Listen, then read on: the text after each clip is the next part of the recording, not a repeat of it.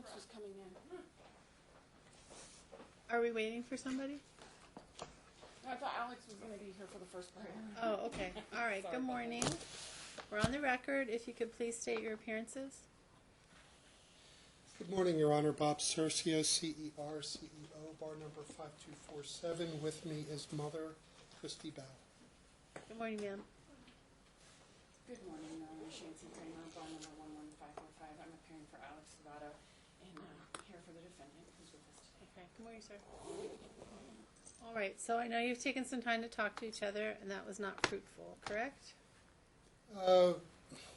If we spoke for maybe, it would take a while. Okay. We're not moving quickly. Okay. So we're ready to go forward? We're prepared. Okay. Did either side have a brief opening statement, or are you waiting? I would like to make an opening statement. Okay.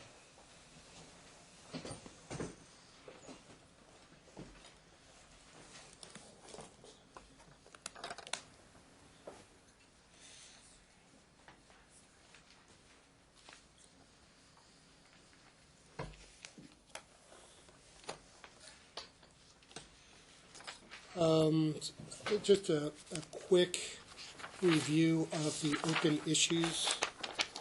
Procedurally, discovery was closed in December. We've received no exhibits or 16.2 disclosures even after that date. The reset today from February 26th was sua sponte by the court. We had EDCR 7.50 stipulations entered as permanent orders. The full text is stated on the January 29th, 2018 order, and that order is supposed to be, the text of that gets rolled into the decree of custody or whatever the parenting, however we title the parenting orders. What has been resolved is that the child is Emma Lee Bow Baptista, born December 16, 2011, that the two Missouri orders were properly domesticated, personal and subject matter jurisdiction applies over the parties and over the child, that we have met the adequate cause to go forward under Rooney. FMC did not result in a parenting plan. No further attempts were required per your order. We have a 30-30 rule on unreimbursed expenses. Our family wizard for all non-emergency communications, emergency communications as quickly as possible. Permanent neutral behavioral order. The court's holiday grid to be used, that was effective starting in January. And mother was permitted to sign the child up for the charter school lottery. I don't think that resulted in, what we see as the remaining issues are medical decisions to be made equally by the parties. Right now, father controls physical and mother controls dental. We would like to add the hyphen between the child's name, or at least a confirmation from this court that Bow Baptista is the last name, not just Baptista. We would like to make permanent the temporary orders of week on, week off. We would like to continue the time window for phone calls, 7 to 7:15, I think, each night to the non-custodial parent. We would like to limit which adults are present at the exchanges, and as many exchanges at the school or at a neutral location as possible. We would also like to set the school zone for mother. For child support, no child support arrears have been determined by any court. For prospective sum right now, the child support has been zero for joint physical custody since the initial orders on the case. Almost, there were a few months in Missouri where father paid child support, but then at some point it became zero. We would also like to equally share the child dependency exemption.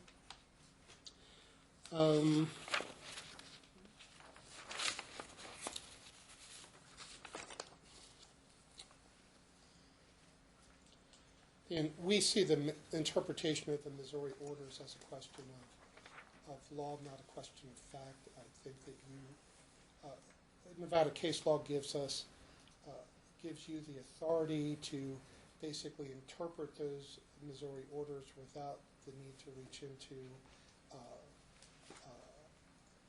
to have experts speak about Missouri law. And the citations for that are stated in our pretrial memorandum. The evidence will show that mother and father have equally shared the child since entry of the Missouri order, except for about 3 weeks in August 2017.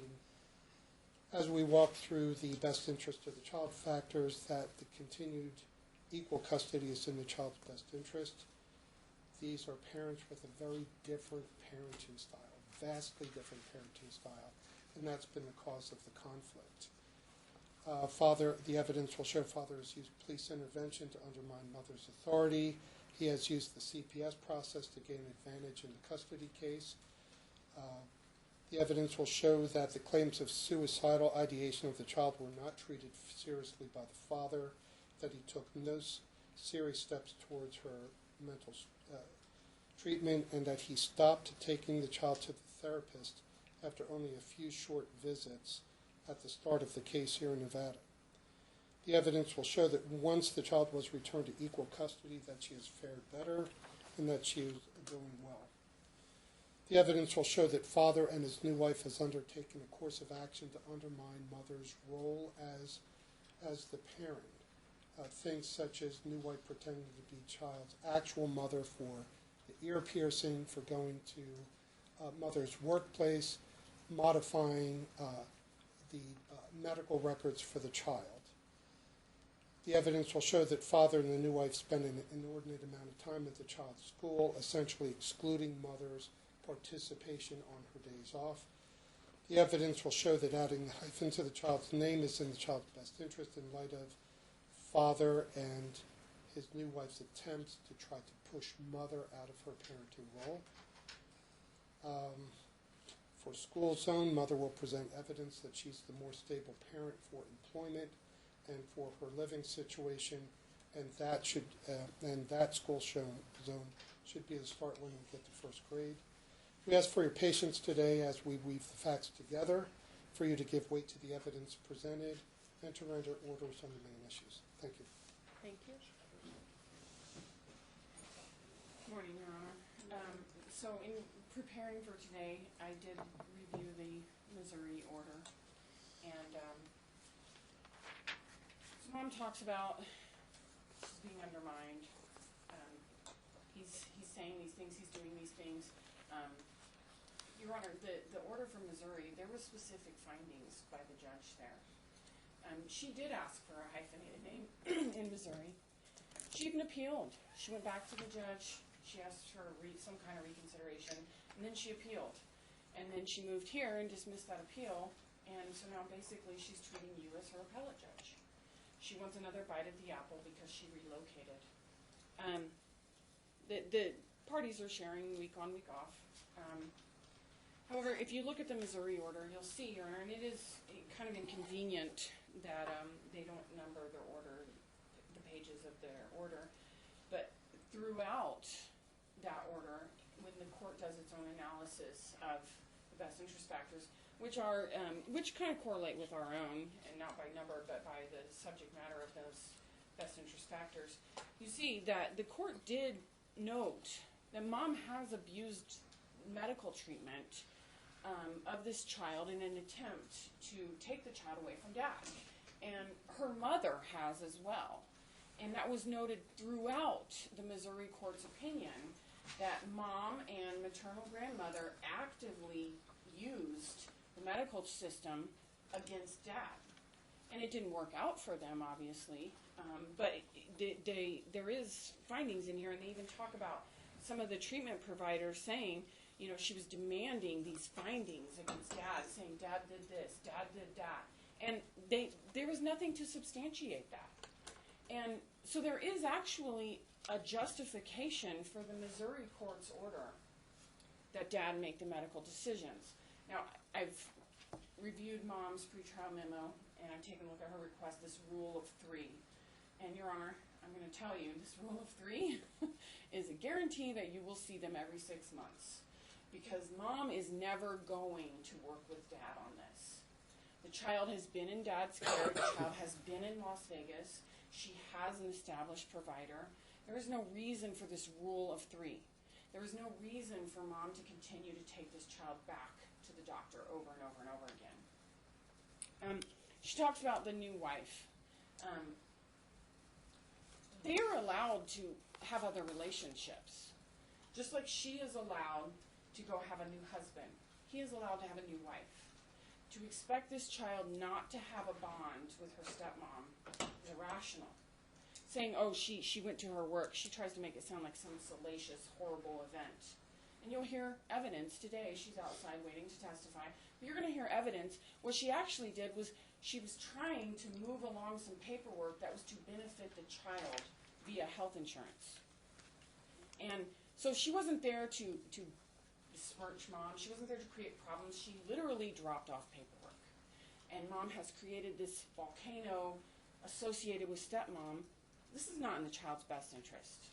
The child is allowed to have relationships with significant others or parents. She talks about the school zone. The Missouri order provided for school zone. Dad had primary physical custody.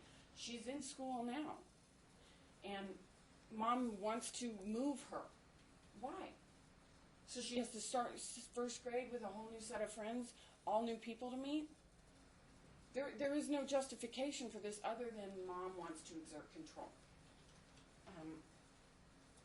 I did notice in her pretrial memo with regard to exchanges, she talks about limiting who's there. And the only person who is acceptable for her is Dad. Well, Dad has a job. Just like she has a job. She doesn't talk about limiting who is there for exchanges on her end. She talks about limiting Dad.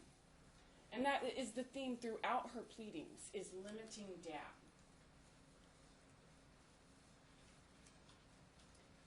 As far as the phone calls, Your Honor, I think that Dad's preference is that the child be allowed to contact the other parent. The 7 to 7:15 window, I believe at the beginning when Your Honor implemented that, he was having significant problems complying with that because he was already at work at that point. And it was convenient for her, it worked for her, but it didn't work for him. And mom talks about not co-parenting. Well, that's a co-parenting issue. And I think, Your Honor, really, I think this case is not going to go away. I think this trial, we're going to try and resolve it, but I think you're going to see a theme today here. This case is not going to go away. It's going to keep coming back. I think a better option for these parties is going to be a parenting coordinator, and I think you're going to see that, and that's what we're going to ask for at the end of the day. Thank you. We're ready for our first witness. Okay, and who's that? Mother.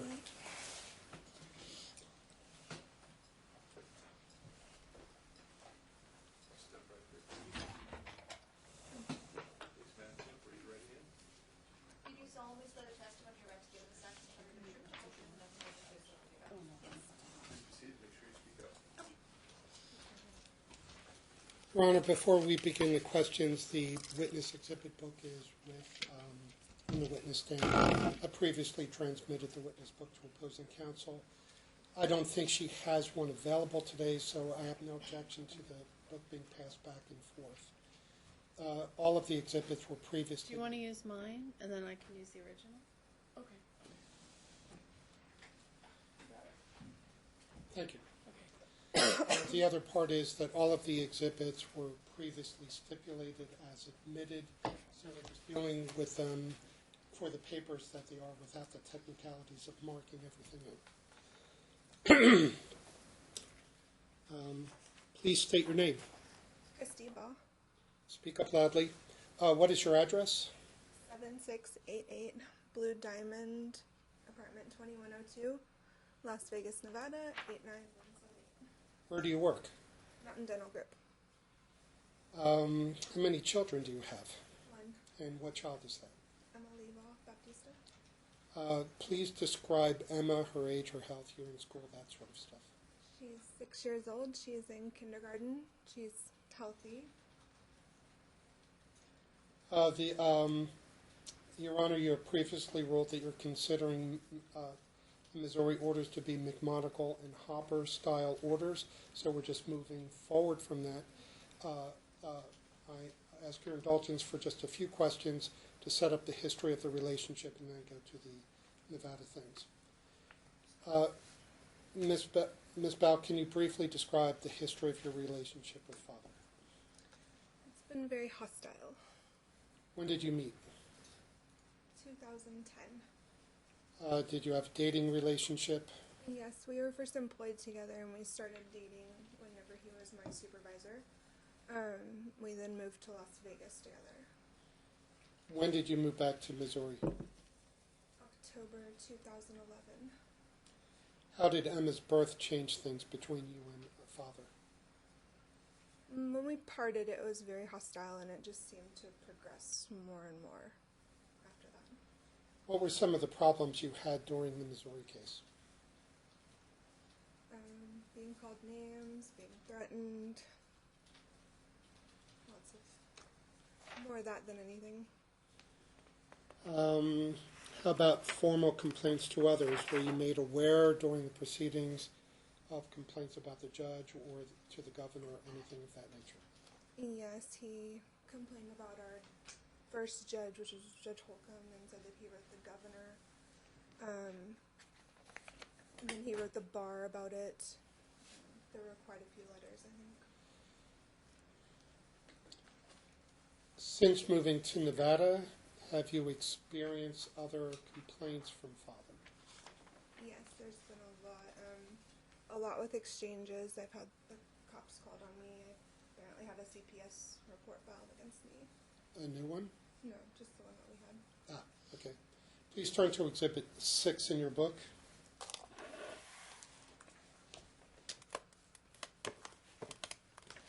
And when I say Bates stamp numbers, that's the number in the lower right-hand corner. Please turn to page 92. And please read the first sentence. Just the first sentence? Yep.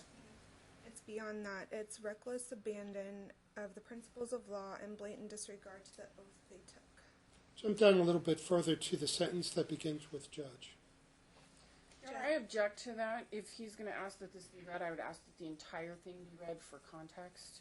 And I would actually ask, because this appears to be several pages, and he's asking for this one page, so it's being taken out of context, Your Honor. The exhibit has been admitted in the whole. We're allowed to point out parts of it. 92. How about this? I will read selections that I think are appropriate and just lead with Mother, and I'm open to any objections counsel wishes to make. I'm also going to object to relevance, Your Honor. I don't see how this is relevant to the best interest of this child. You can't object. They've already admitted it. I don't know who it is. Mr. Gabato stipulated to every single one of their exhibits, if I'm not mistaken. In December, yes, Your Honor. Was he on? In Missouri? No, that was on the case. Not in the beginning. They were admitted. Okay. All right, go ahead. Please tell me if you have experienced some of these social media from Father. It's reckless abandonment of the principles of law and the blatant disregard of the oath they took. The judge wouldn't hear claims we had of court order violations. Are you reading them into the record, or what? Are you reading them into the record? I'm asking her if she has experienced reading okay. these lines. Yes. Do you recall reading those? In looking at the totality of the exhibit, what was your impression of the social media communications from Father? That he was very upset with the decision that has been made in this court, and that he felt that it was unjust. Even though these are not related to the immediate question that we have, there are some pictures in Exhibit 6. Please tell us what those exhibits are. They start on Bates Stamp 96. To take a few looks at those and tell us what that is. It looks like a picture of them at a bar with alcohol with Emma. Do you know when? I do not recall. Okay, then I'll skip those questions, Your Honor.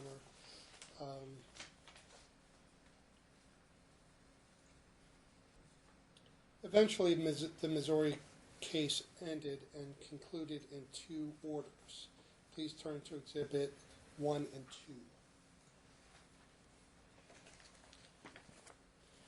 2. Your Honor, for the record, the first one is the findings of fact and conclusions of law and judgment of child custody entered on June 24, 2016 by the Missouri court.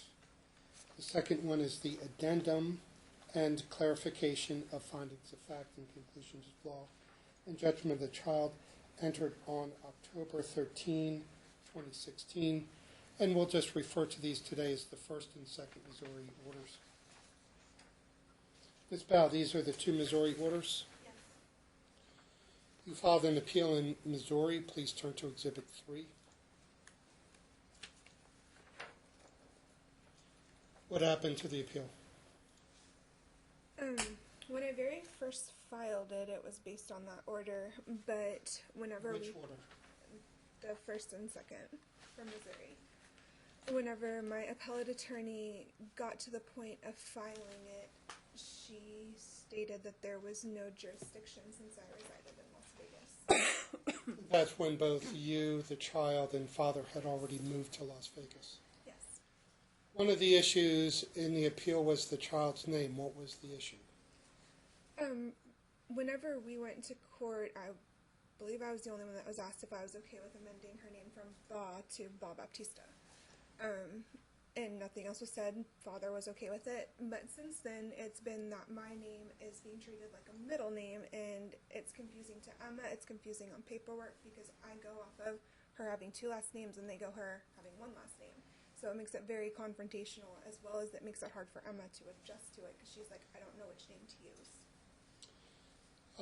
Going back in time to when you moved to Nevada, about when did you move to Nevada? I moved here October 2016. What was the timeshare before you moved? In Missouri? Yeah. Month on, month off. So 1 month in Missouri with me, 1 month in Las Vegas with Dad. When you moved to Nevada, what was the new timeshare under the Missouri orders? Week on, week off until kindergarten. When did that change? When did what change? The week on, week off in Nevada When change. she started kindergarten in August of 2017. What problems did the child experience? She seemed to have a hard time coping. We had a lot of problems with exchanges where our exchanges were supposed to take place at the home at a certain time, and I was made to drive all the way to the Strip from Mountain's Edge. One time I picked her up early and had the cops called on me, so that was a little traumatic as the cops come to my door to get my child. There was multiple confrontations whenever I would pick her up at their house where I was yelled at. Let's talk about at least one of the events with the police being called to the home for the exchanges. How long are the 2 Missouri orders? How many pages? Just roughly. 36 for the first one. Altogether, 40 pages. Are any of the Missouri order pages numbered? No. Are there any lines along the left-hand side to help identify passages? No. How about the second order? No. The police have been called a few times on visitation exchanges. What did you observe them when they were trying to read the Missouri orders? I am not sure that they ever read the Missouri order. They just said that Father stated. Objection, hearsay. I never observed the cops read the order. Okay, thank you. She said they said. They said? The cops. Okay, so sustained as to that. No, we're fine with that.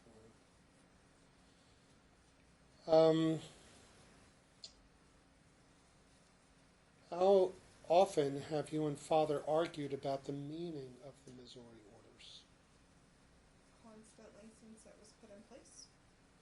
As you sit here today, are you seeking clearer orders than what was listed in Missouri? Yes. Let's go over the basic of the Missouri orders. I'm just going to lead on a few points. It has provisions for custody. Yes or no? Yes. It has provisions for visitation. Yes. It has provisions for child support, even though child support is zero. Yes. It has a provision for relocation of the child from Missouri to Nevada with father. Yes. There was an order granting father permission to take the child to Nevada. You need to say yes or no. Yes. There's also a provision about adding father's last name to the child's name. Yes.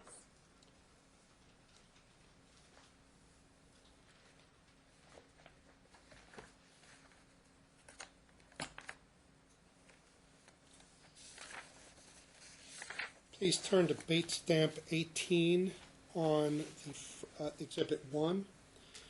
I'm looking at the second full paragraph.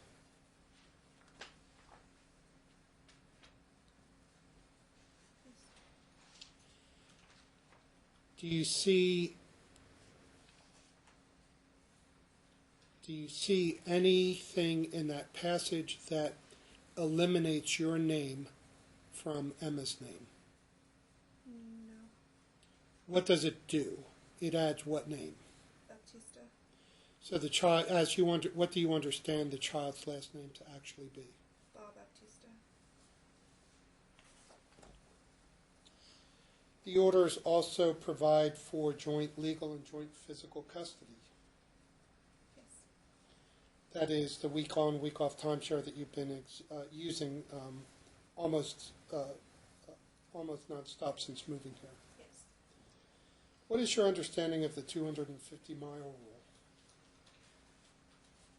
Whenever that was proposed to us in his pleading, it was that he was stating he was going to move to Tulsa, Oklahoma for a job, which would be approximately 200 to 250 miles, depending on which side of Tulsa he lived on. Then whenever we moved here, it didn't seem to apply because I wasn't within 200 miles, I was in 5 miles. So, Do you have a fear of the 250-mile rule being invoked? yes. What's your fear? From what I understand, Dad's employment is in California. So, if he has to move for his job, then he's not here. Is it your desire for that to be removed from the permanent orders? Yes.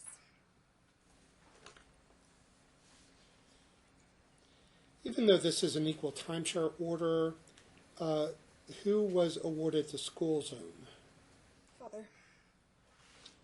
At the time that the school zone order was issued, did the Missouri court know which school was going to be used for Emma? No. Did the Missouri court know even which town that the father was going to use?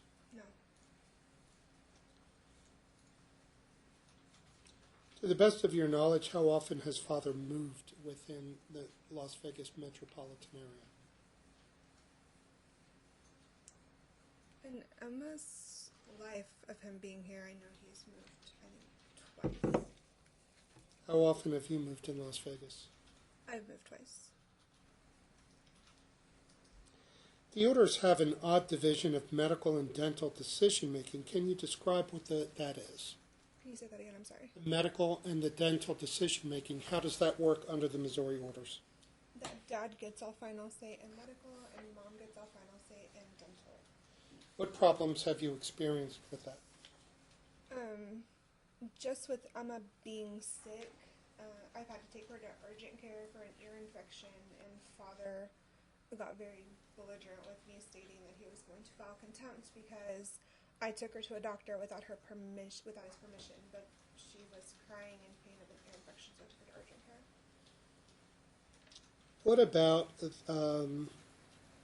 What about general checkups at, say, age 5 or 6? Whenever she was 5, he made the 5-year-old wellness check. I was told if I showed up, he would call the cops. At 6, I asked him to make the appointment, and after a month of asking, he still hadn't done it, so I did it. And I once again got threats of contempt, all of that. I gave Dad the date and the time. He failed to show up and didn't come. The Missouri court set child support at 0 for the equal timeshare. Yes. That is essentially the same timeshare as today. Yes. So the circumstances of the timeshare have not changed. No. The child dependency exemption for taxes has been allocated to father for every single year since the Missouri order. Yes. Over the course of Emma's life, how has the apportionment of the child dependency exemption been? I had her the first 3 years. He's had her the last 3 years. What is your desire from this court for the child dependency exemption?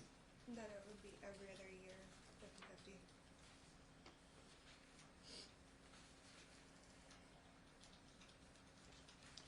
Since the move to Nevada in 2016, I'm sorry.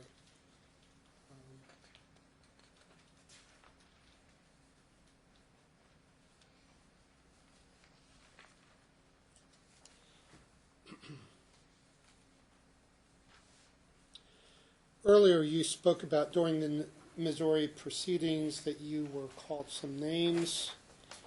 Since this case began, what are some of the other names that you have been called by father? A liar, a bitch. Curse words? Yes.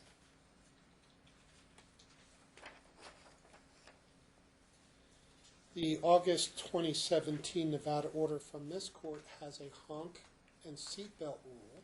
That is, just to describe it briefly, the dropping off parent pulls up, opens the car door, honks, the other door opens, and the child either goes between the front door and the car. What problems have you encountered with that order, the honk and seatbelt order? We never did the honk and seatbelt order. How did you make the exchanges when you were living at the apartment? He would come to the door. What happened on August 2nd with the daycare pickup? That was when I picked her up a little bit early. And then I took her back to my place. I had her for, I believe, the 2 hours that was stipulated from the Missouri order. And the cops showed up at my house a little after 6, saying that father demanded I give her back. It upset Emma. She walked out with the cops to her dad's car, very hostile. How early did you pick up the child from the appointed time? Did I? Yeah. I was supposed to get her at 6. I picked her up at 5:30 because it took me an hour round trip to go there. What was the scheduled pickup time? 6, I believe that, or no, 6 to 8, I believe, if I remember correctly. But I was supposed to pick her up at his house, which is 5 minutes away. At what hour? 5 p.m. or 6 p.m. Okay, so the cops were called over a 30-minute argument. Yes. What is the banging on the door incident? And let me give you some, this would have been about when?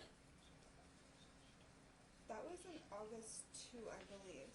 What happened? I had given Emma a backpack to take with her. She had asked me if she could take some of her pretty dresses.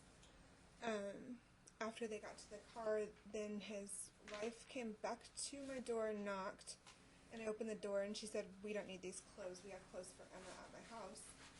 And I took them and I closed the door. After that, she came back and started pounding again. I didn't answer because I'm not at the point where I want to get into a confrontation at my front door with him or his wife. So I just let them knock until they left. How long was that? I want to say it went on like 30, 45 minutes from what I remember.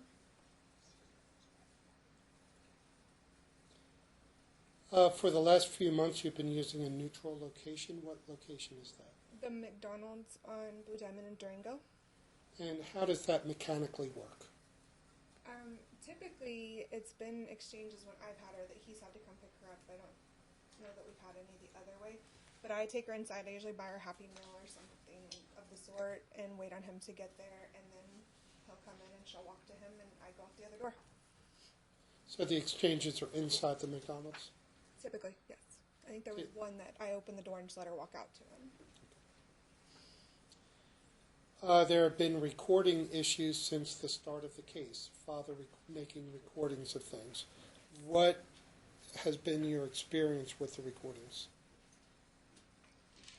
That typically it's everything I say is recorded.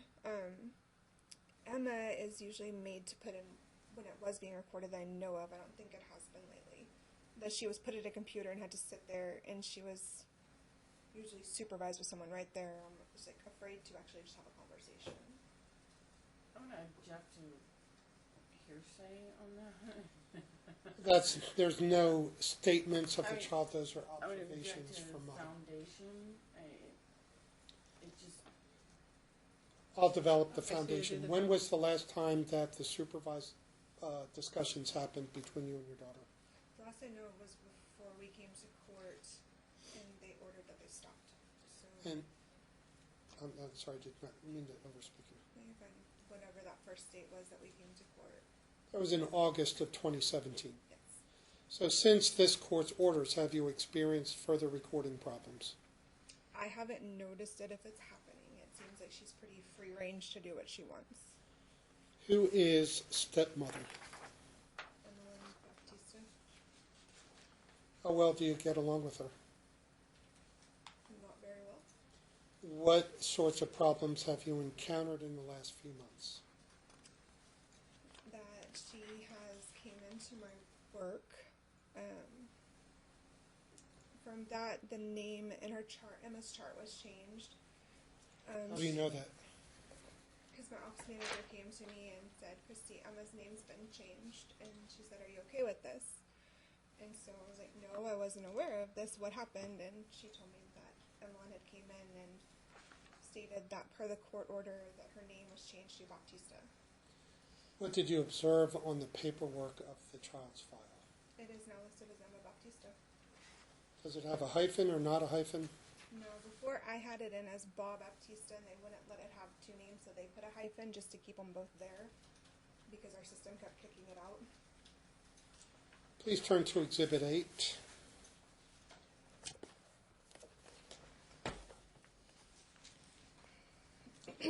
What happened with the piercing of Emma's ears?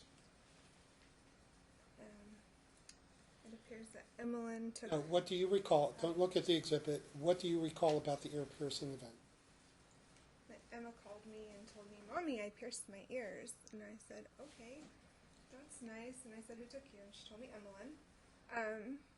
After she came back to me, I was like, "Well, was your daddy there?" And she goes, "No." So I asked her where she got them pierced at, and she told me Claire's at the outlet mall we go to. So I went in and asked for a copy of the paperwork where I saw that Emmeline was the person that did it. How important was the first ear piercing to It you? was very important. We actually went to court in Missouri where Dad wanted to pierce her ears before, and I didn't because Emma has a lot of allergies to stuff. And the court stated that we couldn't pierce her ears unless we agreed upon it. Were you asked by father or by stepmother to pierce the child's ears? No. On Exhibit 8, across from about halfway down the page, there's a print name that says Emmeline Baptista. Going to the right, what check mark did she use? The parent. The other option would have been, Legal guardian. go down a little bit more. The next time you see Emmeline Baptista, what box did she check off? The parent.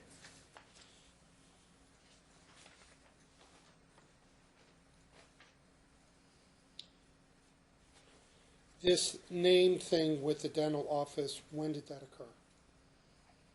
Your best recollection. I think it was approximately 2 months ago. So it was this year in 2018. Yes. Recalling Exhibits 1 and 2, you don't have to turn to them, the Missouri orders. Do any of the Missouri orders permit stepmother to replace you as the mother of Emma? No. Do the Missouri orders give her any legal custody rights to the child? No. Do any of the Nevada orders permit stepmother to replace you as mother? No. Do any of the Nevada orders permit her to act with joint legal custody responsibilities? No. There have been other problems involving stepmother. Please turn to Exhibit 7. Please flip through those. What are these documents? They are times to sign up for volunteer work at the school.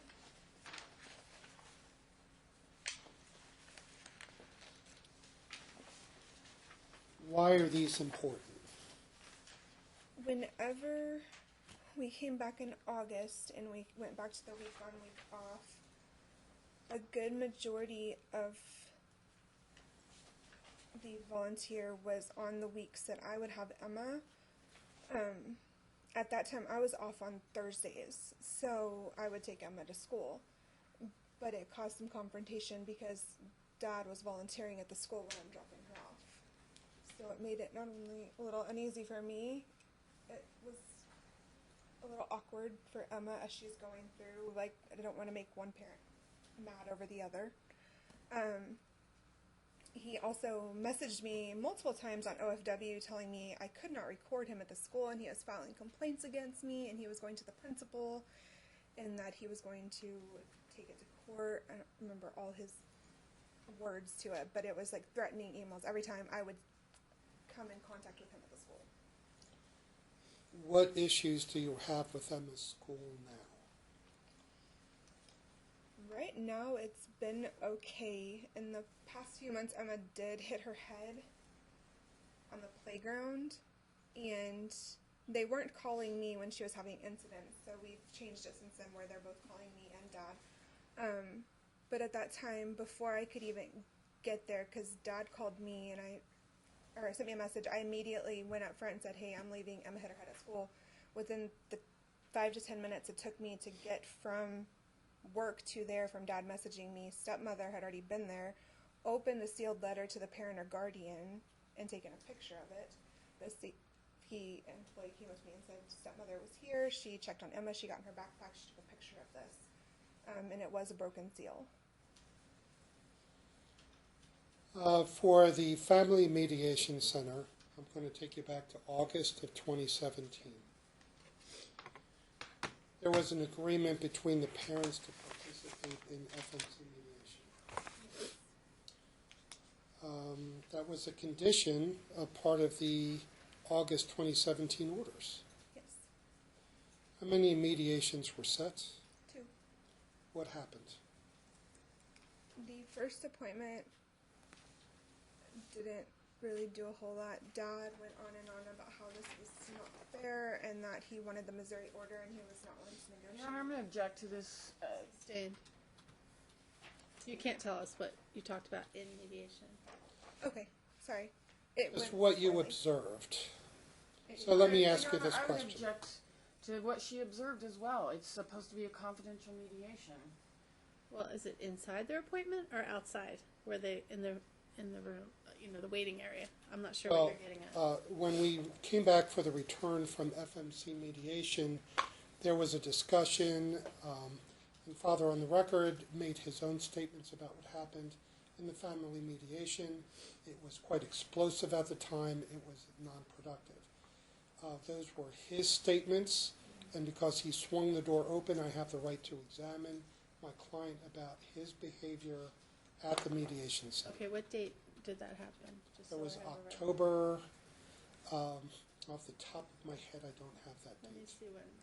But it was in October on our court date, on the return from FMC.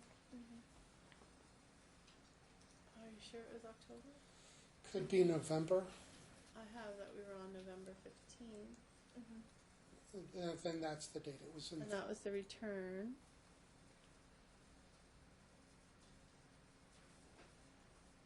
I can move on if, Okay, I I'm think just- the I'm point just- was made that FMC did not work out. Well, I mean, we can get to FMC not working out, but there's a difference between that and her testifying onto. Well, I understand that, but his argument was that Dad made those statements himself. There's more. There's also his social media postings about FMC in this court, which are in the exhibit book. About FMC. Already admitted. It's to me, I see it as an open field.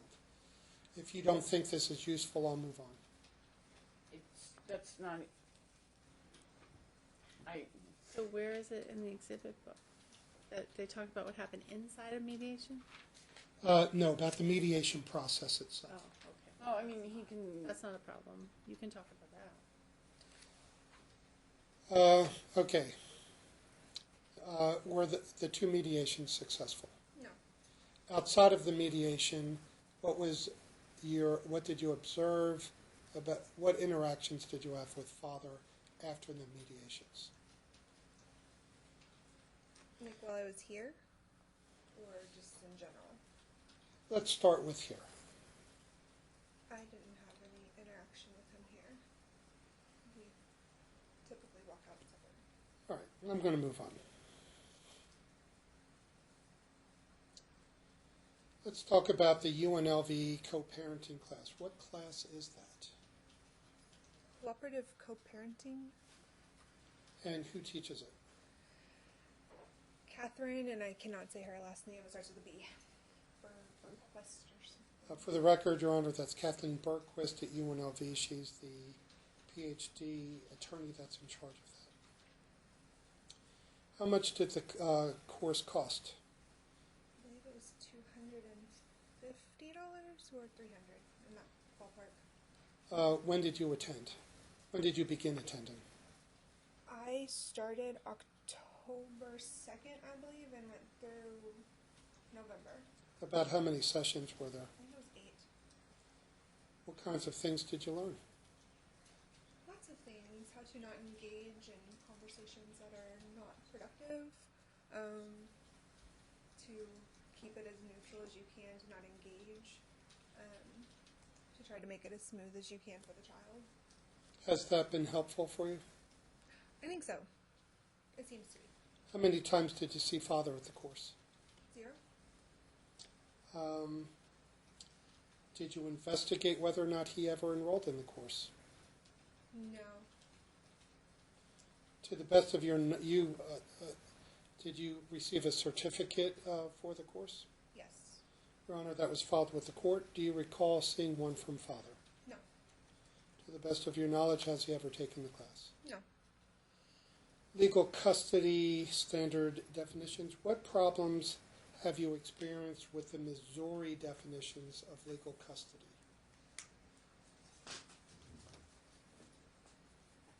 Let me ask a simpler question. What is your understanding of legal custody? That we have, that is like the decision-making part when it comes to the medical, the schooling, the dental, that we make all of the legal decisions together with 50-50.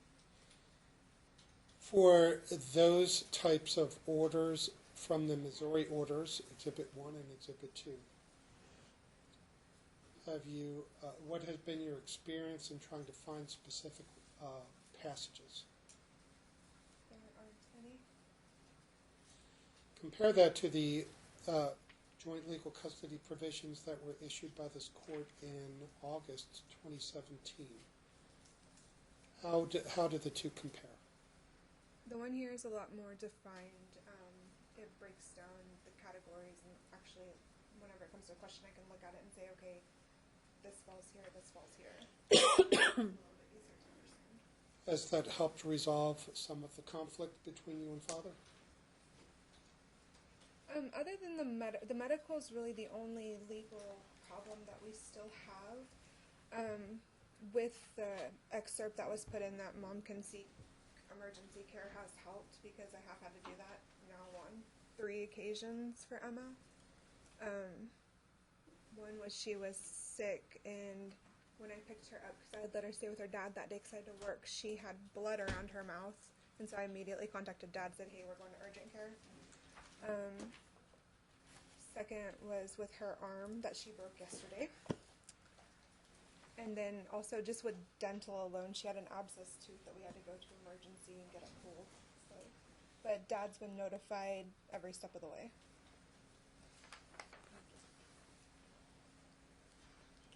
What would you like to see changed about the medical decision-making? And when I say medical, I mean both medical and dental passages from the Missouri order. I would like them both to be 50-50, so it's not to ask permission for either. So if she's with him and she needs to go to dental, he takes her, but he just notifies me, and same with medical, and vice versa. In August, we offered what was commonly referred to as the rule of three that was spoken briefly by opposing counsel in opening arguments.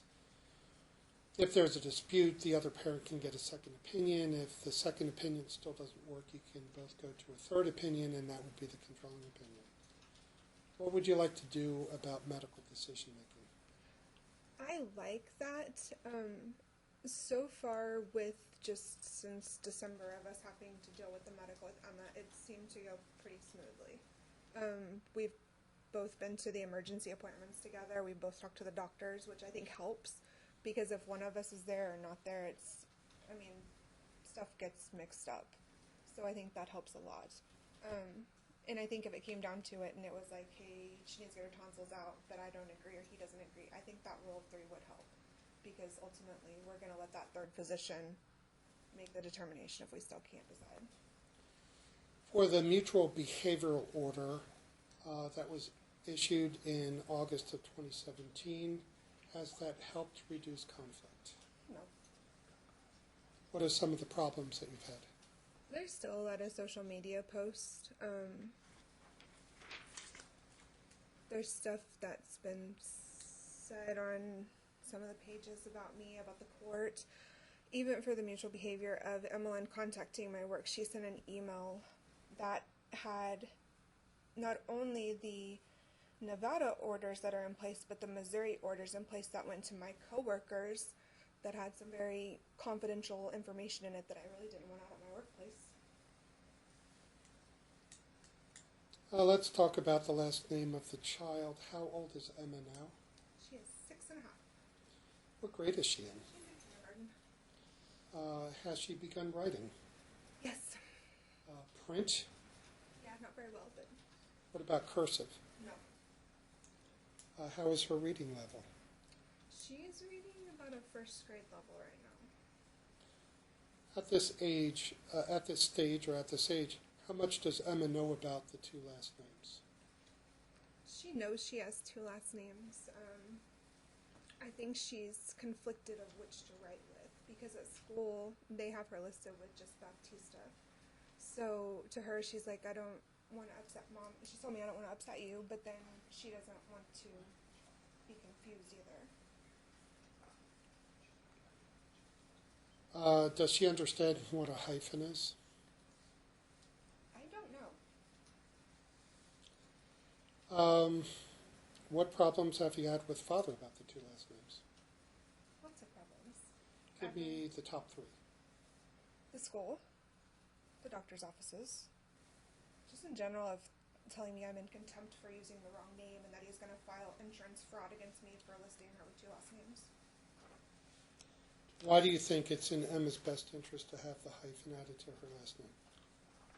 So that we don't continue to have these problems, because before that name was amended, from the time she could talk, she knew my name was Emma Baugh.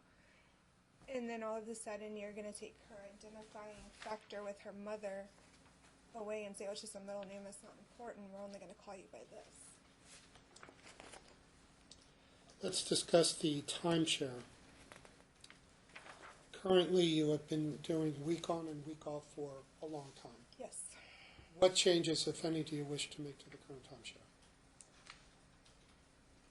I don't wish to make any other than the days that we have holidays for exchanges, or even the summer, coming up with a better time for us on those days, or even moving it to a weekend day for the summers. Because I know he works and I work, so 3 p.m. on a Friday is a little... Is that something that you and father can work out on our family wizard, or do you need something specific, specifically changed in the order? Specifically changed in the order. Why is that? Because if we don't agree, then it's going to end up being a big old mess again, and us going back and forth, and it's just easier if it's in black and white. so we don't have to get into an argument or try to figure out something that's going to cause conflict. For the nightly telephone calls, how's that working out? I think they're really good. Lately, I know Andrew is driving back and forth from work, so he's been sending me messages, hey, I can't be home at 7, can I call her at 8? And it's been no problems. So. In terms of he's able to do that or not able to do Yes, that? he sends me messages anytime he needs to call later, and we were at dinner the other night, so she called him a little later. It seems to work with him. Let's discuss attorney's fees. Please turn to Exhibit 11. I'm just going to ask you a few questions about how much you paid me to get to this point. To the best of your recollection, what was the initial retainer with the law firm? $5,000. In the fall, you made 2 payments, one in October, one in November. How much did you pay in October? I think in October I paid another $5,000 if I remember correctly. And then in November, you paid another sum. It's not a test. I'm just trying to ask your recollection. I know it was in the thousands, but I don't remember exactly. In January, how much more did you pay 11,000. your office? 11,000. And that was a reduction from what? 22,000.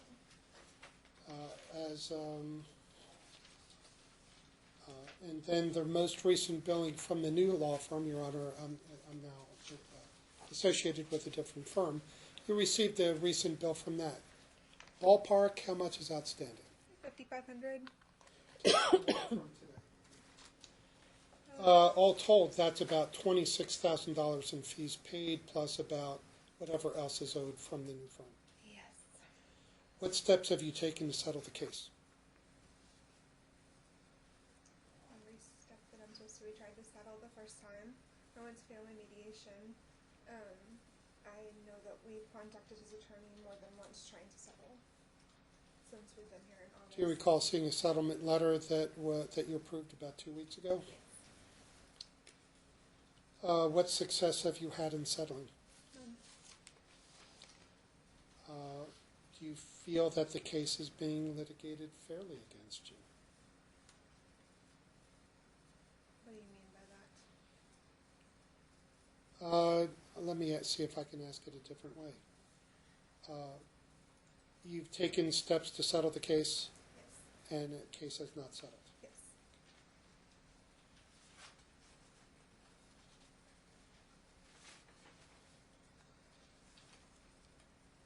At this point, I'm going to pass the witness, Your Honor.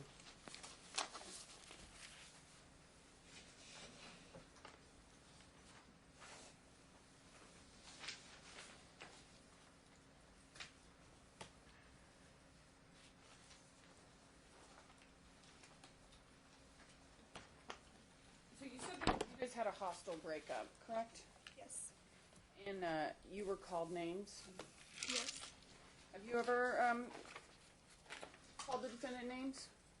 I'm sure I have. Have you ever said negative things about him? In general? Ever? Yes. Okay. And you accused him of molesting his daughter, didn't you? No. Well, that's not what the Missouri court found, did it? It found that we reported that she had marks and that she reported it to us and that someone hotlined it.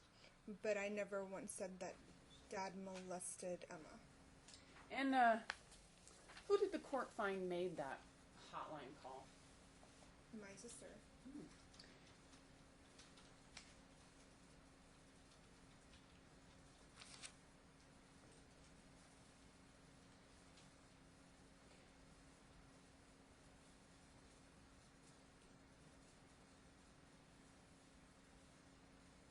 You talked about Dad's complaints about your judge in Missouri, Yes.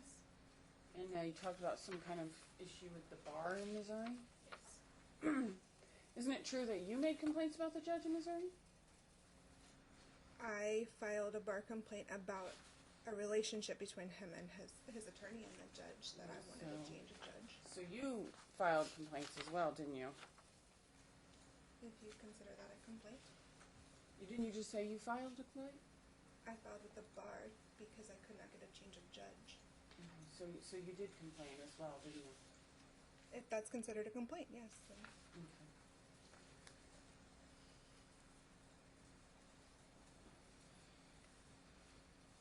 Okay. And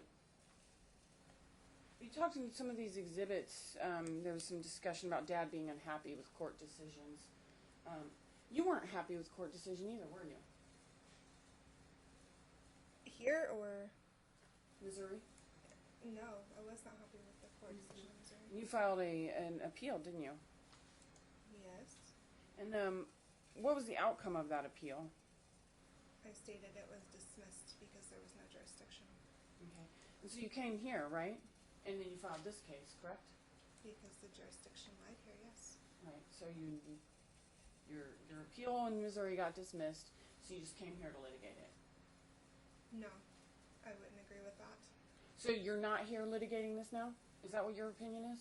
I am here for it was a change based on change in circumstances, but it had nothing to do with my appeal. But you came here and litigated this case again, didn't you? Well, yes. Okay. Isn't it true that the Missouri court already ruled on your child's name? Yes. And you didn't get your way there, did you? I would not agree with that. Oh, so you wanted the child to have two last names? That's what we agreed upon in court. Why didn't you give the child two last names on a birth certificate? Because in the state of Missouri, you cannot list a dad unless they're present, and you can't give them their last name. And where's the law that says that? I was told in the hospital. Who told you? The nurse that was filling out the paperwork with me. And so nurses are legal authorities?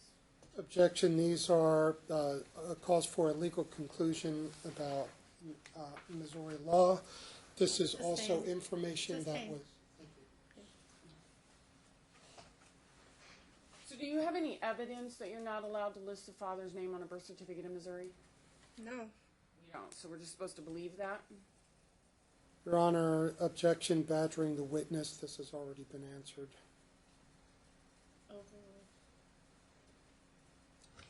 What was the question? We're just supposed to believe you that you were not allowed to list his last name. At this point, yes. Okay. Was there any doubt as to who her father was? No. Okay, so you knew who the dad was, but you didn't put his name on the birth certificate. Like I said, Asked and answered. Objection. Sustained. Okay.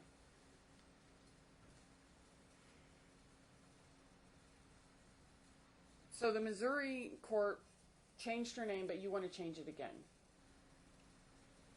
I want it to at least be noticed that she has two last names so we don't continue to have this conflict. Okay. Isn't it true that the conflict is actually you? No. How is this, if her name on her insurance document is Baptista, and she has all four names listed on all her documents, then what is the issue? Who is the one that keeps changing the last name on documents? Well, then I would have to say if by insurance is going to pick what her name is, then why on my insurance is it listed as Bob Baptista? Because you Did get to you pick. enter that? And that's an excellent question. Who gave your insurance company those last names? Well, I would have the same as he gave his. Okay. But he had primary physical custody, didn't he? Objection, misstatement of fact. That's not a misstatement of fact. The Missouri order provides for joint legal custody of the parents, and the current Nevada orders talk about joint physical custody of the parents. The designation of primary physical custody has never been a factual determination of either court. Pursuant to Rivera, when the parties disagree on the definition, we apply Nevada's legal definition of it. So under Nevada law, he did have primary. But what time frame are you talking about? After this order was entered, Which order? the Missouri order. Okay. Your Honor, again, that I'll move is a on, Your Honor. misrepresentation I'll of the.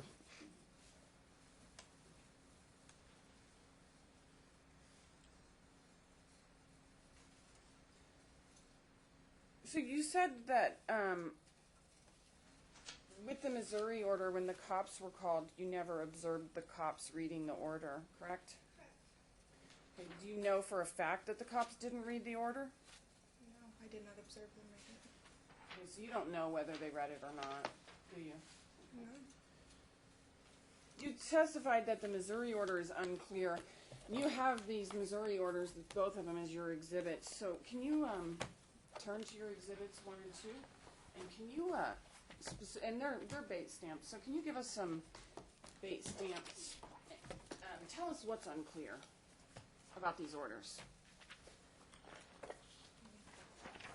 Just go through there and tell me what's unclear.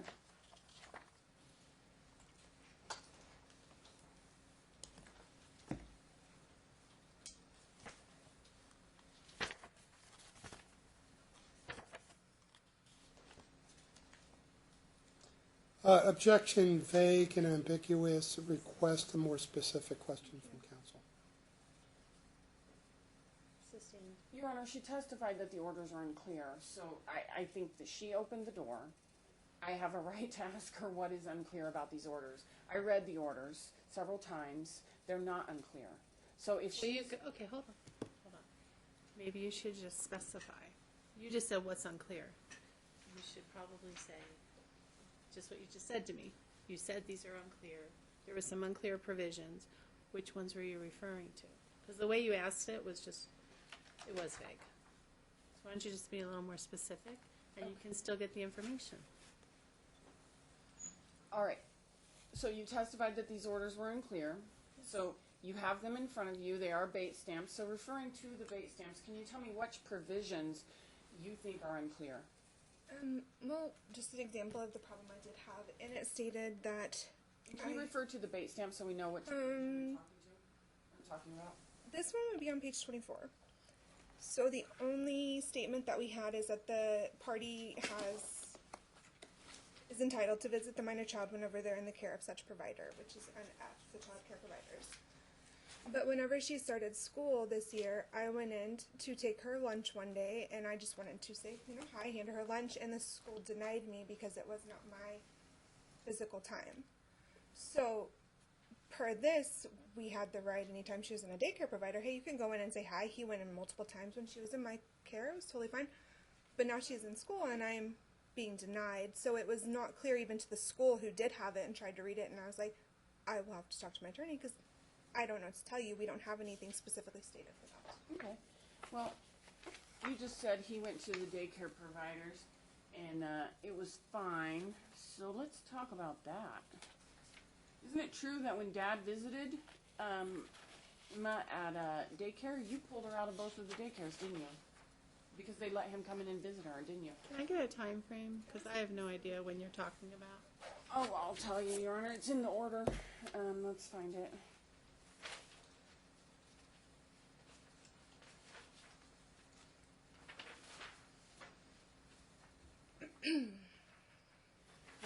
Let's look at bait stamp 7 and 8. Well, it's actually 8. Let's look at the top of the page. So the first full sentence there. She was attending Little Cardinal's Nest and Plaid Giraffe, correct? Objection, Your Honor. You have previously ruled that under McMonagle and Hopper, you are looking for changes of circumstances since the move to Nevada and not to relitigate the Missouri orders. That was, I think you've said that at almost every hearing that we've had. It was definitely said in the first August hearing that we've had. I'm not trying to relitigate this, Your Honor. This is a credibility issue. The plaintiff just testified that when Dad visited the child at daycare, it was fine. So these are findings of fact by the previous court, and she said it was fine. It is clearly not fine with her, and I have a right to explore that. It was her testimony. Overruled. Thank you. Okay. In Missouri, they stated that I actually changed jobs is why she changed her daycare because I was driving the opposite direction. But here in Nevada, I'm going to object as non-responsive because that's not what I asked her. So listen to the question that she's asking. Isn't it correct she was attending Little Cardinal's Nest and she was attending Plaid Giraffe? yes. Okay. And the court found that the schedule changed with her daycare after father visited both facilities, correct? That's what they stated. Okay. And the court found that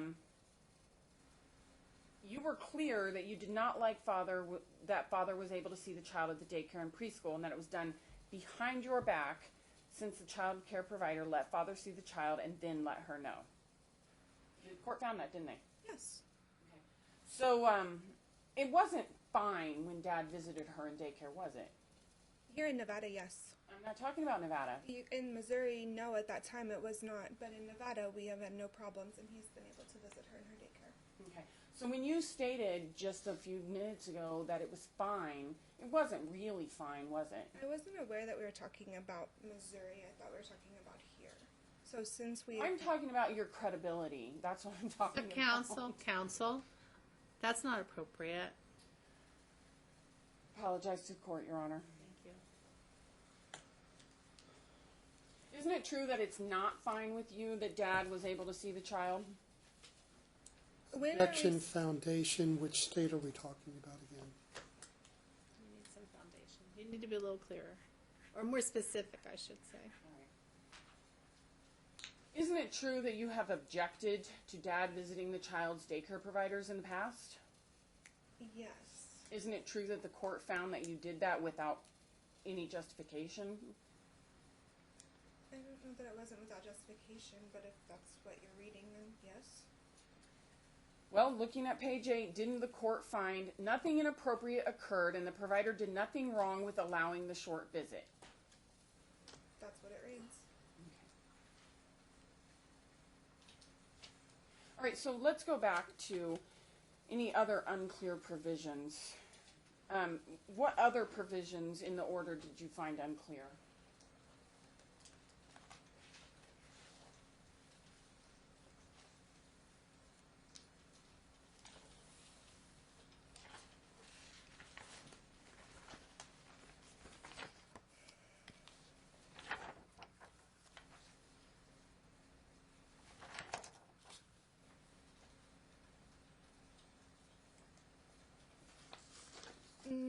I would have to say that on page 26, that it says, mother is entitled to travel to Las Vegas and visit the child upon giving 7 days notice to the father. She will have parenting time with the child for the entirety of her visits as long as such visit does not exceed 7 days. What is unclear about that? Well, whether I live 250 miles or I live 10 miles, do I get 7 days visit? Because it doesn't specify which one. Well, where in that provision does it say that that counts where you live or not? Exactly. It doesn't. Right. So you were living in Missouri, correct? When this was written, but when I moved to Vegas, it didn't specify, hey, you can't just have 7 days. It doesn't specify whether that applies to the 250-mile radius. Okay. So on the next page, on page, going down the next paragraph, it say in the event that father moves within a 250-mile radius from Joplin, that would be Missouri, the town of Missouri, correct? Or mother moves within 250-mile radius of Las Vegas, then visitation will be modified as follows, correct? Yes. Okay. So if I live 251 miles, does that make a difference? I mean, it's not totally it's not written out 100%. I still don't understand what's clear. So if let's say it's 250-mile radius, let's say I live 260 miles, do I still get to go to Vegas and have her for 7 days anytime I want? Well, that would be more than 250 miles, wouldn't it? But that to me How is is that not unclear? I think that it needs to be a little more 260 miles. Okay, hold on. Can I stop a second? You need to let each other finish because you're talking over each other and we're not going to have a clear record. Okay? Yes, Judge. I'm sorry. Go ahead. So do you understand the difference between 260 and 250? I do. What is that difference? 10 miles. Okay. So if you lived 260 miles away, that is more than 250, isn't it? It is. Okay. So would this provision down here at the bottom of page 26, in the event that mother moves within 250-mile radius of Las Vegas, if you live 260 miles away, would that provision count? It wouldn't, but that's still where I don't think that we're as clear as we could be. So you don't think that that's clear? as it could be. Okay.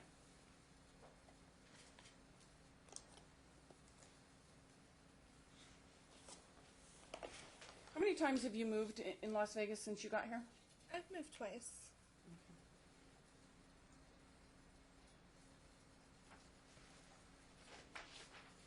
You testified that you took your daughter to urgent care for an ear infection, correct?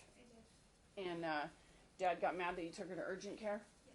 Yes. Okay. And did you notify him that you were headed to urgent care? I did. I messaged him. Okay. And what about her ear infection made it an emergency? Because she was crying in pain, and the only thing open on a Saturday was urgent care. And typically, when your child's crying in pain, you take them. Okay. And how did that pain emerge? Did she just... She woke up crying. She woke up crying, okay. And, all right, so, it's pretty clear in the Missouri order that, Dad gets to make medical decisions, isn't it? Yes. Okay. And then, this court said Dad gets to make medical decisions absent an emergency, correct? Yes. Okay. And so you testified that you made an appointment for a well check, didn't you? After I asked him for over a month to make one, yes. Okay. So, where in the order does it say you get to do that? Doesn't. So you violated the order, didn't you? If we want to classify it as that, yes. Oh, it's not if we want to. The order says Dad gets to make the decisions. Well, Dad would have made the final decision if she needed treatment, but in my opinion, you can't just neglect medical because you don't want to make an appointment. You don't have any evidence that he was neglecting medical.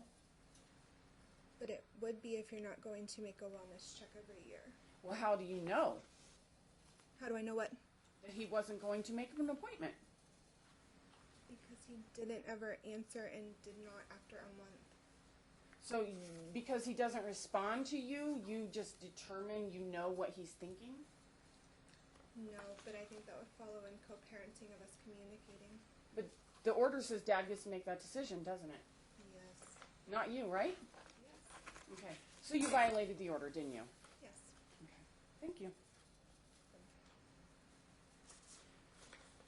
So the Missouri order made some findings about taxes, didn't it? I don't know. Are you talking about like who gets the tax exemption? Yeah. Yes. And the Missouri order made some findings about how many years you had claimed her, didn't it? I would have to find the pages on. I don't remember exactly. So you're litigating taxes, but you don't remember what's in here about taxes.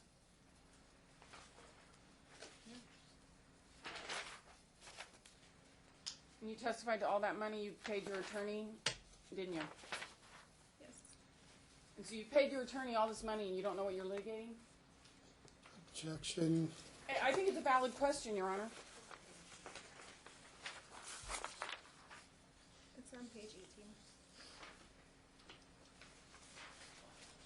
18. And how many years does the Missouri court find that you claimed the child? It states 4, so that would just be me. I was counting 1, 2, 3. I didn't think of the first year when she was a month old.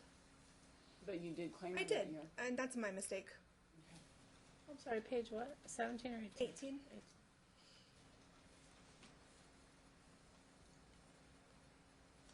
And so you talked about the August 2nd incident at Pickup. Yes. You admit you picked her up early, correct? Yes. And isn't it true that the daycare told you you were not allowed to pick her up early? No. They didn't, okay. And isn't it true that you turned off your phone after you picked her up early? No. And then you testified about his new wife banging on your door, correct? Yes. And isn't it true she was only knocking, they were actually only in front of your house for 6 minutes? No, I wouldn't agree with that. But I didn't time her, so. Are you aware that smartphones can time? Yes. Okay. Are you aware that they were timing how long they were in front of your house? No. I would not be aware of that.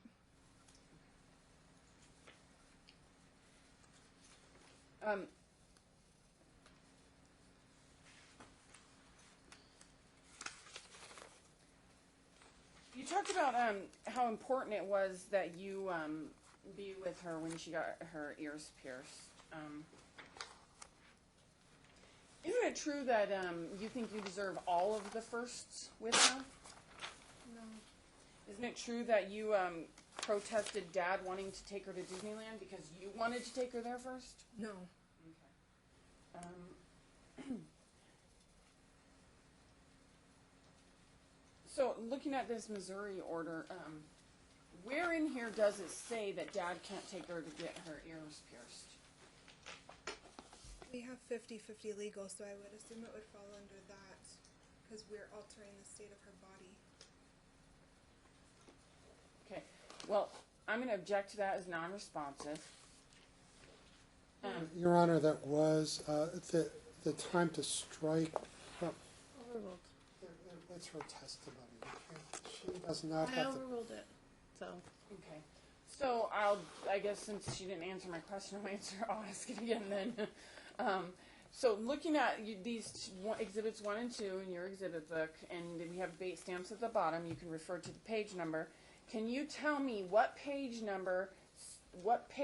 the order says that Dad cannot take her to get her ears pierced? Objection, asked and answered. My client testified that it altered the body of the child, and that fell within the. Okay, so are you talking about when Mom testified that they asked the court about it? Yes. That's So yeah, when Mom testified, she said the Missouri court said no, you were piercing without agreement. Is that what you're asking? yes, Your Honor. You said. No, that was not stated in the order. Okay. Sorry, no. So when you testified that the court order said he wasn't allowed to do that, that's incorrect, isn't it? I didn't say the court order. I said it was. Actually, I have it written down in my notes. You Okay, did hold. say that. Stop. Can't. Listen, counsel. You can't argue with her like that. Okay. Apologize to the court, Your Honor. I stated it was discussed in court. Whether it's in an order or not, it was discussed. All right. But you did say it was a court order. If I said that, I am sorry. It was discussed in court. I have that the court said no, you're piercing. Okay. So, why don't you, if you want to delve into that, exactly what she was talking about, that might be helpful. It's fine. It's Okay. just, I'll move on, Your Honor. Can you turn to your Exhibit 7? How many days a week does your child go to school? 5 days a week.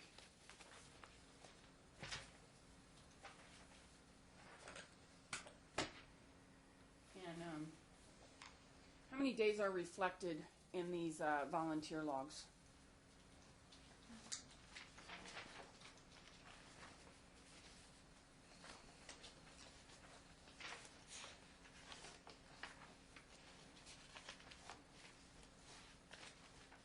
Approximately 9 if I didn't count them twice in accident. There's 8. And when did she start school? The end of August? Okay, so she's been going to school about 5 days a week since August? Yes. Okay, and you have 8 or 9 days reflected here? This, do you want me to, yes. Thank you. Sorry. So, why can't you volunteer another day? Why can't, I'm only off on Thursdays and I'm not going to volunteer on his week. Oh, okay. So, since August, you have every other Thursday. I have every Thursday, yeah, for me, every other Thursday. Right. So, you're not going to volunteer on his week. Is there some rule that says you can't volunteer on his week? I just don't want, that's his week with her, I don't want to interfere. Oh, okay. But that's not what I asked you.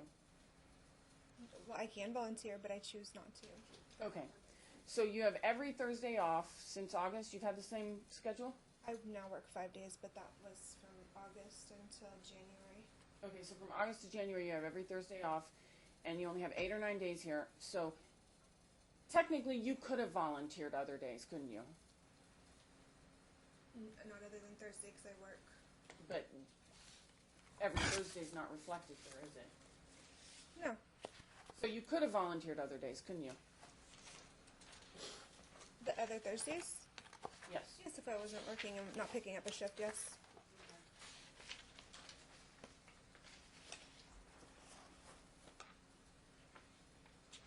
You flip over to, yeah, well, never mind.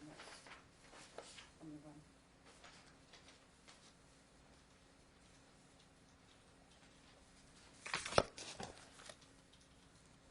Do you date? Yes. And, do you intend on, ever remarrying? Or ever Objection, dating? I've relevance. never been married. What is the relevance? If Oh. she intends on remarrying in the future. Yes, I know she just said she's not been married, so it would be marrying. Well, I guess the question would, I guess the relevance is, Your Honor, is does she ever expect to have a relationship with any other adults that might come into contact with the child? Objection, we're talking about events that may or may not occur in the future, and the crux of the argument before the crux of the issue before the court is for the court to intervene with actions that stepmother has actually taken. So we're talking about events that have interfered with mother's Sustained. custodial rights. And Your Honor, my response would be it goes to the plaintiff's state of mind. Sustained. State of mind objections are, Sustained. thank you.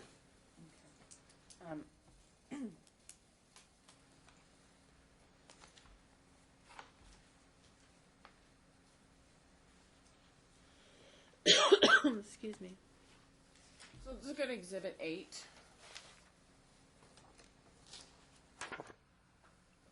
This is the ear piercing form, correct? And can you tell me where on this form there's a box to check for step parent? There's not.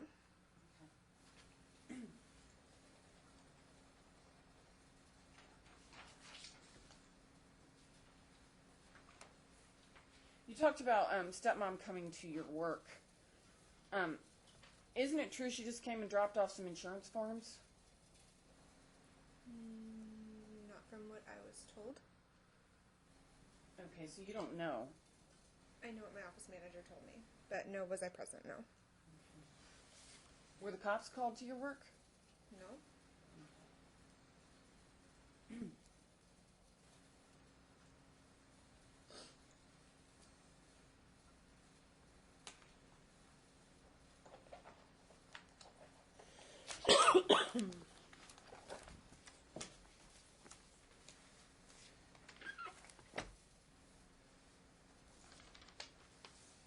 You took your daughter to Missouri for medical treatment in January of 2017, didn't you? I took her to pick up her inserts. Or what? Her inserts. They're like orthopedic inserts. Oh, okay. So, and who said she should get orthopedic inserts?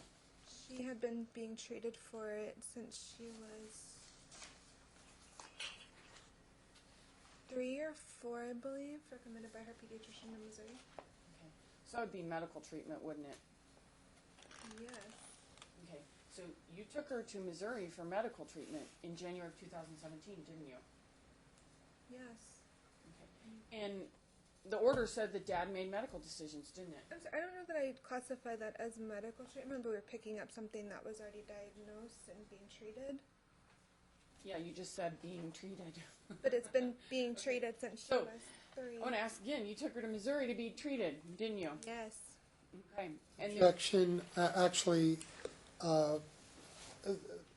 my client testified that the treatment had already been ordered by the doctor, so this was fulfillment of treatment. That could arguably be treatment. That could also be picking up this What's prescription. your objection? Objection is that Your legal objection. my legal objection is vague question because counsel is not making a distinction between taking someone for the fulfillment of a prescription as opposed to initial treatment. And I think that's the question that the Your objection. client already answered it. She already answered. So overruled. so when you took her to Missouri in January 2017, did you tell Dad that you were picking up the inserts? Yes. I believe I did tell him. And where did you get those inserts? Ozark Orthotics and I can't remember, prosthetics, I believe is the name of it. And what insurance did you use? I gave them the Missouri Medicaid that was still active on their file as well as his insurance. And what name did you use when you picked up those inserts? Her name of Emily Bob Baptista.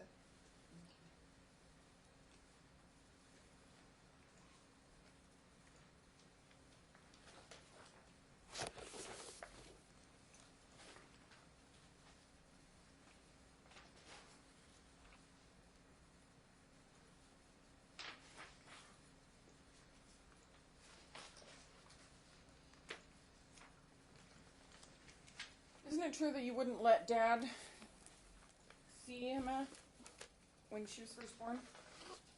No. Isn't it true that you made him have an hour of visitation at your attorney's office? The very first time that was recommended by the court.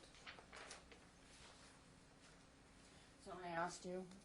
I didn't make him do anything. That's what was recommended, so that's what we did. I can't make him do anything.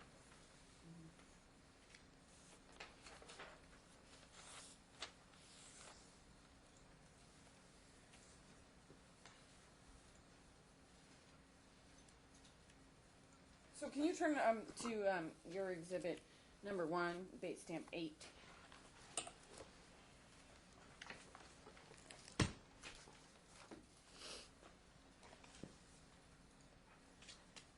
So we have part of a paragraph at the top, and then we have the first full paragraph, and then we have the second full paragraph. Yes. And can you read me the first sentence of that second full paragraph? It starts with mother. Mother has had the child in her exclusive custody from birth to age 3 years. Okay.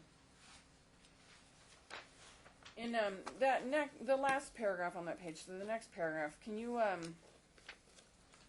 read that first sentence?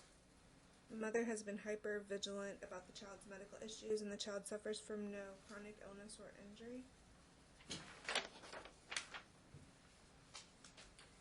Turn over to page 9. That first full paragraph, can you tell me what the court noted about how you have utilized medical treatment? The first sentence? Yeah.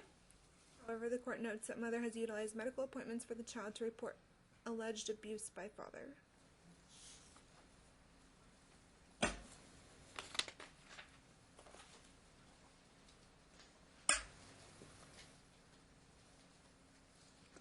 Okay, and then on page 9, the last paragraph, and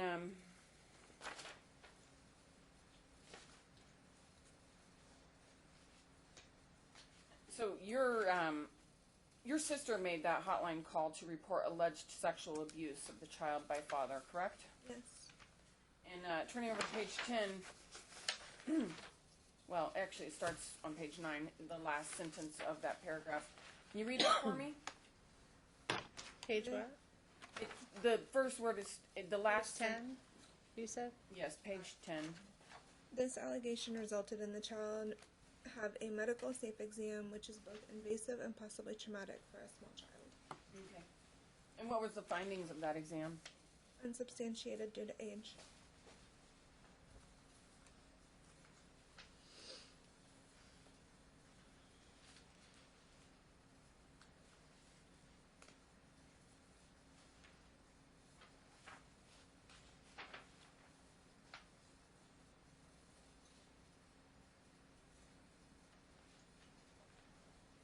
Your mother has interfered with Dad's relationship with the child as well, hasn't she? Objection, foundation. I don't know how else she would do that. Oh. I don't know how you want me to answer that from my perspective or from his, or... Well, okay, then I'll ask you. The Missouri court made a finding that your mother has interfered with the child's relationship with Dad. Objection, relevance, McMonagle and Hopper bars relitigating these issues. Not relitigating it. Overruled.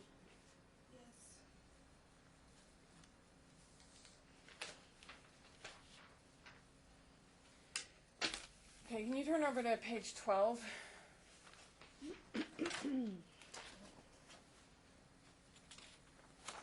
And the first sentence on that page, the first full sentence, starts with mother.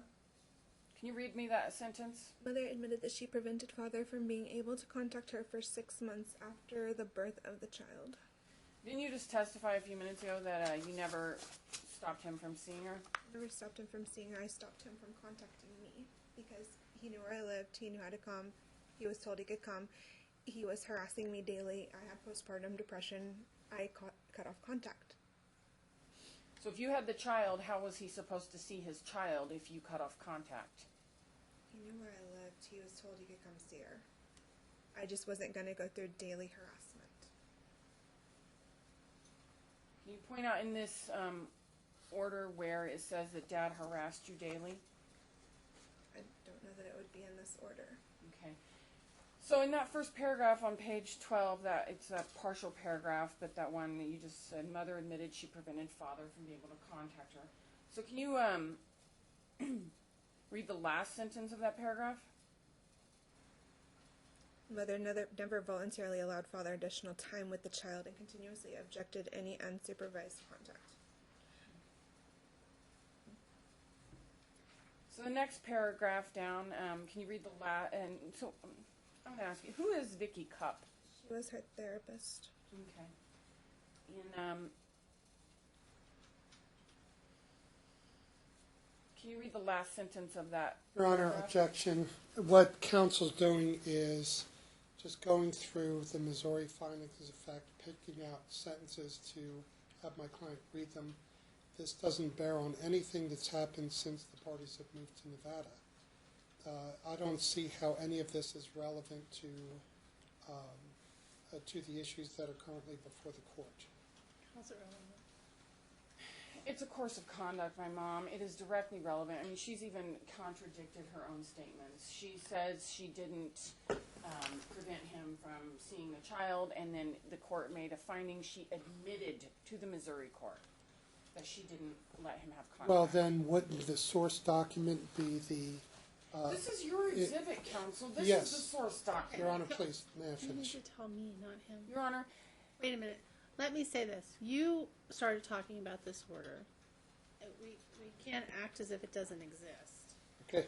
So I'm going to allow it, but I'm going to give you some leeway. So go ahead. so on that first full paragraph, which would be the second paragraph on page 12, can you read the last sentence that starts with Miss Cup? Ms. Cup also noted that mother's actions did not support mother's contention that she wanted father to be involved with this child. Okay. So this, the next paragraph, the court had entered a month-on, month-off visitation, correct? Yes. And is it correct you would pick the child up at midnight? Yes, I used to take the red eyes. So I would fly in, get in at 10 p.m., but I would fly back out at 2 a.m. Is there any requirement that you fly in at that time? I could afford the flights. Okay. You couldn't afford any other flights? Counsel, how's this relevant to today? Well, it's relevant, Your Honor, because it shows a course of conduct and it shows a highly disturbing behavior. And By taking a red-eye flight? No, when the court says exchange the child, picking up a 3-year-old child at midnight.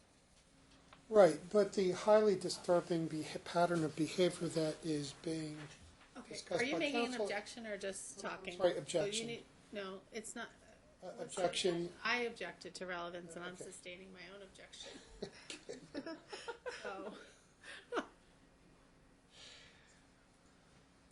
We're not here to relitigate what happened. in the- counsel, there's nothing going on right now. What's your next question? Begging indulgence, Your Honor, I need to just confer with my client.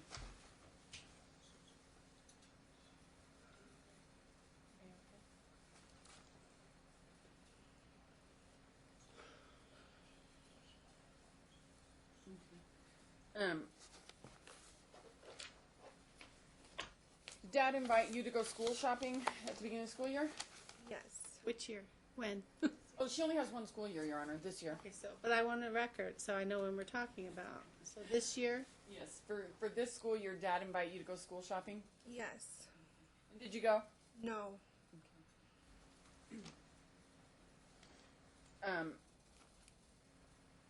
Reserving possible recall if another issue arises, Your Honor, I think I'm done with this witness at this time. any redirect? Yeah, I have about 5 minutes. I'll be fast. Ms. Bell, in the Missouri court, you had filed for recusal of the judge. What problem did you observe? With why I filed it, or with the Yeah, why did you file it? because the judge was the landlord to his attorney, and I thought that was a conflict of interest because they have business relations. So although that was characterized as a complaint, you were really trying to follow Yes. an impartiality of the judge. Yes. For the clarity of the orders, at about 10:32 this morning, you were being questioned about the child dependency exemption. Yes. Do you recall pointing out to counsel that it was located on page 18 of the first order? Yes. Counsel couldn't find it when you gave her that mark. Yes. Other problems that were lack of clarity in the Missouri orders, these were stated in your motion, your initial motion in Nevada on page 5. Let's just talk about the 250-mile rule for clarity. Goldfield is 185 miles. Is that within the 250-mile rule? Yes. Tonopah is 211 miles. Is that within 250? Yes. Caliente is 150 miles away. Is that within the 250? Yes. Flagstaff, Arizona is at 249, right on the cusp of the 250-mile rule. If I'm father gonna lived take, in, I'm gonna take it that you've researched this. I have. Because I certainly don't know the mileage. I'll make an offer of proof that Okay, I researched these numbers far in advance. all right, thank you. Given those distances, in trying to follow the Missouri order for timeshare, Yes. would that pose any difficulties for you if father was in any of those towns? Yes.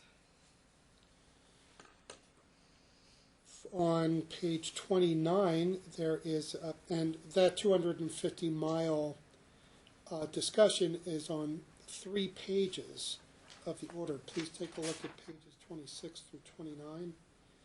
Please confirm that's the 250-mile discussion. Yes.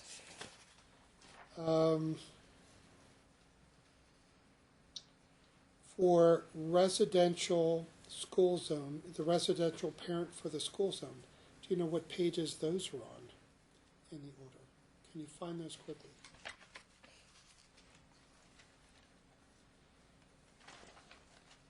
I'll help you. Take a look at page 20. Okay.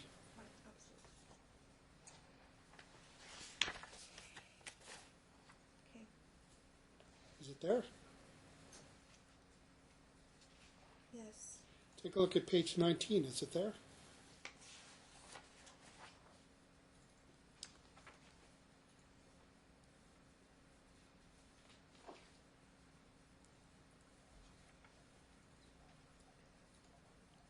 I don't see it, unless I'm just missing it. All right. How about pages 25 and 26?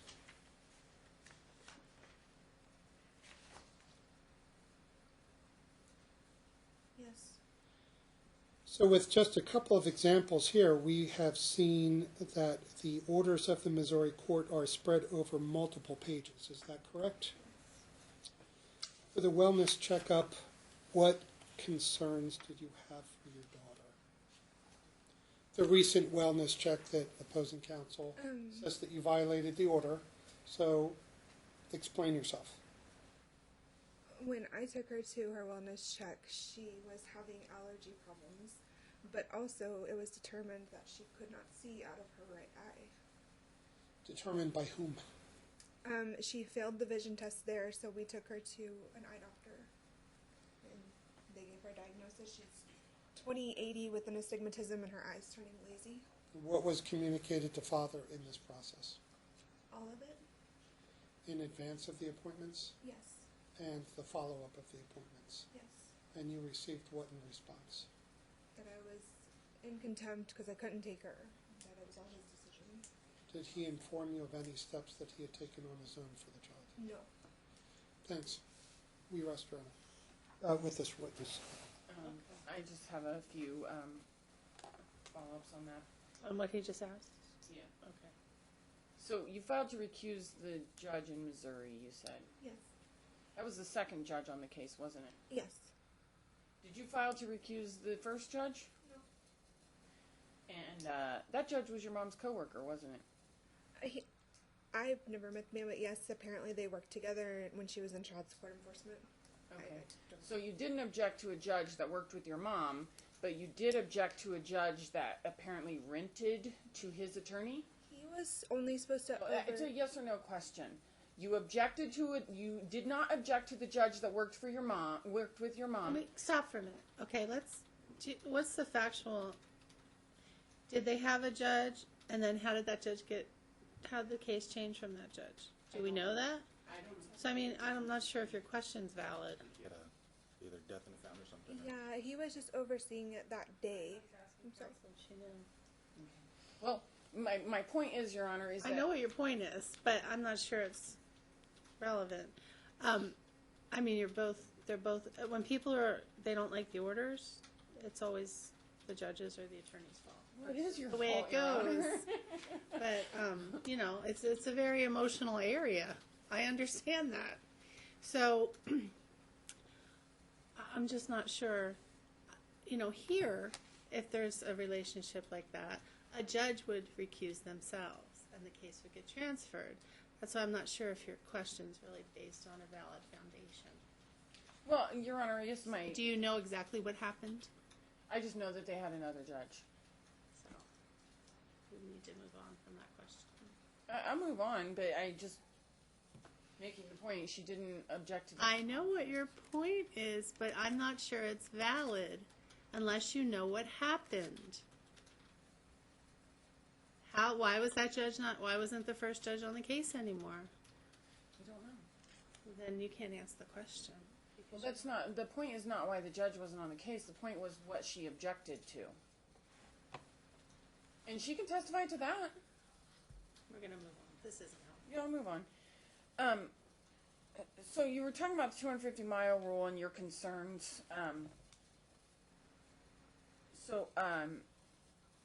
There was a point in time where Dad had 1-hour visits, correct? Yes. Okay, when was that? When she was between 1 and 2, I believe. No, when was it?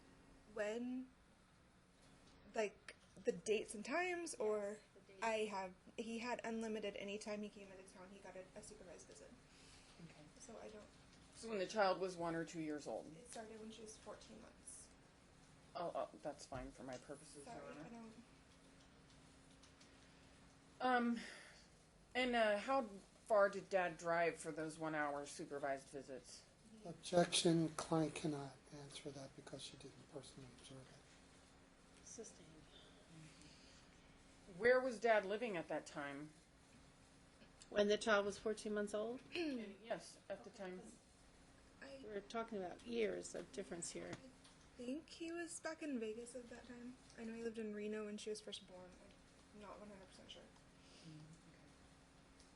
And do you know how far away that Vegas is from Missouri? I don't know the miles specifically. Okay. Have you ever driven it yourself? Yes. How long does it take to drive? It took me 20 hours, I believe.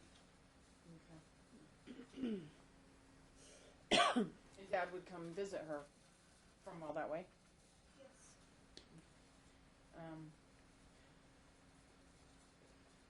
Do you know where her seat is in the classroom?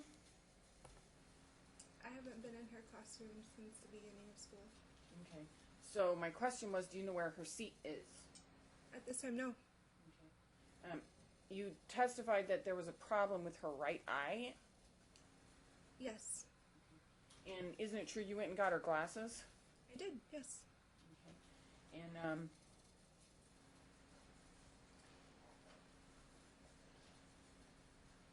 it true you told Dad that vision isn't medical?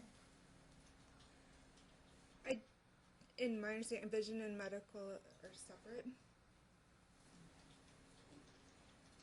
And have you talked to her teacher about her vision? No. Are you aware that Dad has? No. Are you aware that she sits in the back of the classroom? Nope. Okay. I think that's it, Your Honor. Okay. Is that everything for Mom? Yes. All right, ma'am, you can have a seat. Does anybody need a break? You want to take 10 minutes? I will just tell you, Your Honor, I have discovery at 1:30. I don't need a break now, but I don't need a break now, but I'll probably need a break then. My next witness will be Father, I'm guessing about 30 minutes. So, okay, so counsel, you have a discovery hearing at 1:30? Yes, Judge. Where's Mr. Gabato? Is he coming to relieve you, or what's going on with that? I saw him come into court earlier and sit in the back and then leave. So, is he helping you at all today, or you're doing the whole trial yourself? I was going to do the trial myself. Okay. I can, if you want, we can break. I can step out and text or call him. Well, no, I'm just wondering, time-wise, what we're going to do here. We can take a break and go through a little bit of the lunch hour, or we can take an early lunch. But then you're going to have to leave at 1:30. What do you want to do time-wise? Court's discretion, I've given you my timeline. I think I've got about 30 plus minutes, and that wraps up my case in chief. Are you going to question your client now or after they rest? I mean, after he does his direct. I can probably do it after direct, yeah. Okay, so that's going to be that's going to be a while.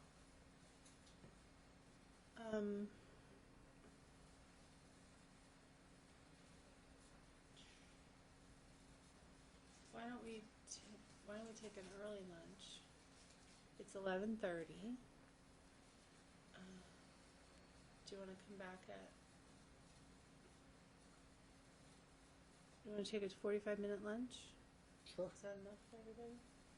And then we'll come back at 12:15 and go through till you have to. We'll coordinate with the Discovery Commissioner.